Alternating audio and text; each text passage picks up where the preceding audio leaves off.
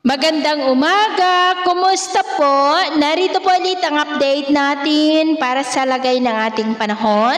Ngayong umaga po ng October 26, 2025. Sa ngayon po ay iba't ibang weather system pa rin ang umiiral sa paligid po ng ating bansa. May malamig na amihan na dumadaloy po dyan sa may extreme northern Luzon at easterlies naman o mainit na hangin ang umiihip sa silangan ng mainland Luzon at Visayas.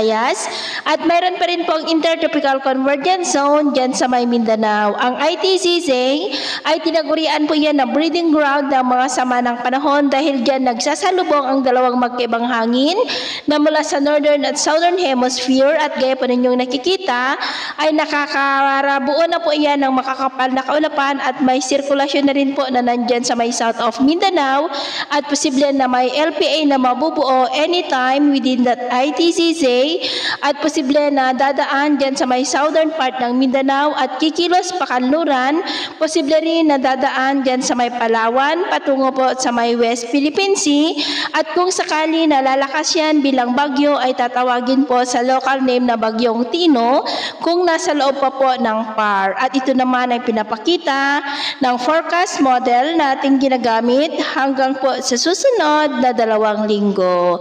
At sa lagay ng ating panahon ngayong madaling araw ay maayos naman ang panahon sa malaking bahagi ng bansa pero may tsansa pa rin ng mga isolated rains sa ilang bahagi ng Polillo Island, Camarines Norte, Lobo, Marinduque, Romblon, Calapan, Palawan, Legazpi, Masbate, Capiz, Iloilo, Malay, sa may Aklan, Bacolod, Sipalay, Bogo, Caraga, Northern Mindanao, Davao Region, Zamboanga Peninsula, Sulu Archipelago, at Sorsogon. At mamaya ay sisikat ang araw sa malaking bahagi ng bansa, pero may tsansa pa rin ng maulap na kalangitan with isolated rain sa ilang bahagi po ng Camarines Norte, Northern Palawan, Iloilo, ilang bahagi ng Negros, Cebu, Bohol, southern part ng Leyte, Eastern Samar, Caraga, Davao Region, Sorsogon, at Sulu Archipelago.